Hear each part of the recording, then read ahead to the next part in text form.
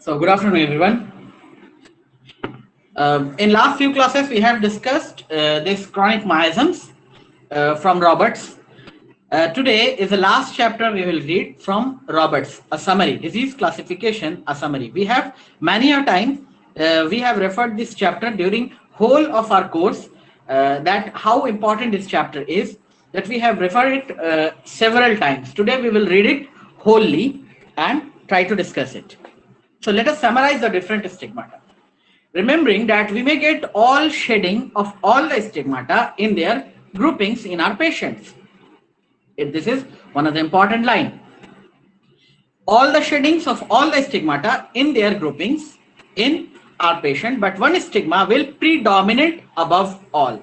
At a time, one stigma will dominate. Okay, be it a tubercular diathesis. That is why it is diathesis, not a miasm. One thing, be clear in your mind that to be a miasm, anyone, if he is claiming that this tuberculosis is a miasm, cancer is a miasm, or typhoid is a miasm, we are accepting some acute diseases as acute miasms, okay, like typhoid, chickenpox. Already we have accepted that these are maybe acute miasm, but chronic miasm, there are only three. For miasm to establish any disease as a miasm, you need those stages, okay? You need infection, you need primary manifestation, you need this latent or secondary manifestation.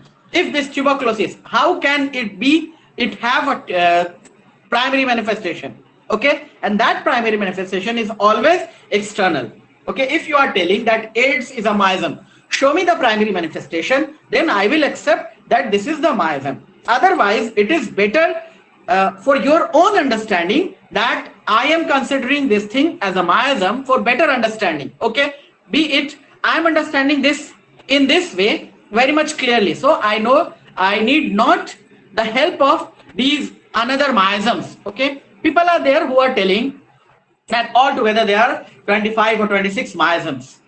Okay, let it be. Don't contradict them, don't abuse them like a orthodox homeopath. Okay, let it be. But be sure to any disease to call a miasm, those steps should be there in them. Developmental stages should be there in them. Okay, if that is not, we cannot accept them as a miasm. Leave it.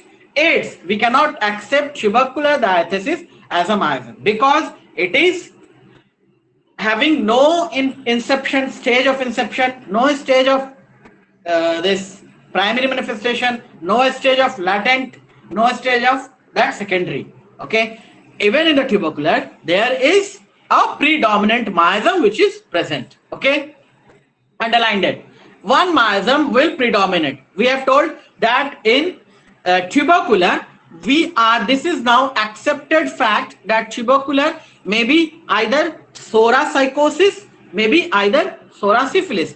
In again these two group of tubercular, there may be psora dominant psychotic tubercular, psychotic dominant psoric tubercular, psora dominant syphilis tubercular, or syphilis dominant psoric tubercular. Okay, all four types of miasm diathesis or state may be present depending upon which symptom is predominant. Okay, according to what is the importance of knowing this predominance, we will start treatment according to that. Clear? We will start, if the psora is predominant, keeping in mind that psychosis may be background, we will start treatment with anti-psoric. After the psoric symptoms subsided, you will get the picture of psychosis, and then you will give your medicine with antipsychotic treatment with antipsychotic medicines. Now, they all have their characteristics differences. The accentuation of psora, the accentuation of psora is functional. Underline this. The accentuation of syphilitic taint is ulcerative. Underline this.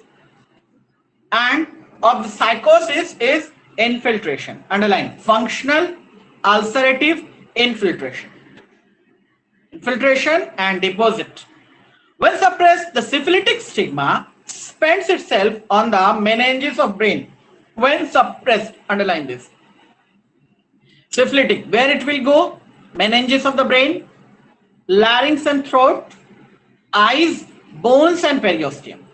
Okay, open mercurius, and you will see the affection of the bone. Okay, the affection, open fluoric acid, affection of the bone. Okay, if there is affection of eye, someone of you was asking few days back that retinitis pigmentosa, what sort of disease it may be classified as. So it is clearly affecting the inner layer of the eye. That is a syphilitic basis. We have many a time we have discussed during case taking, if a child is wearing thick glasses, what sort of stigmata he is carrying. It is shown that he is carrying any diseases of eyes except those functional, that showing the black dots which is functional, coming and going, that may be psoric. Maybe psoric, redness, conjunctivitis, recurrent conjunctivitis, tubercular, without any syphilitic admixture, this conjunctivitis is not possible. Okay, so any affection of these areas, larynx and trachea, larynx and throat, tonsillitis, recurrent tonsillitis, indicating a syphilitic stigma. Larynx and trachea, we have discussed a case of a child I have seen during my PG years under one of my teacher, that the child was unable to speak even after 3 years of age, or he was old enough to speak. The human child speak maximum lately by 2.5 years. Okay, that is also a delayed speech. Delayed speech is coming under tubercular, predominantly syphilitic. Okay, this larynx and trachea, apparatus of speech, vocal cord, this was delaying in that child. On history taking, we have found that his father was alcoholic, his grandfather was alcoholic, uncle was alcoholic, there was alcoholism in the family, and we have discussed this sort of alcoholism running in the family is a pointer to syphilitic stigma the child is carrying, and on the basis of that our teacher have prescribed syphilinum 200 followed by 1M, 10M after 3 years of treatment. It was the initial days of our PG years when we entered and took the case, and after 3 years of treatment the child was absolutely normal speaking. Okay, that is the importance of knowing the site of affection, knowing the family history, and pointing out which miasm is predominant here.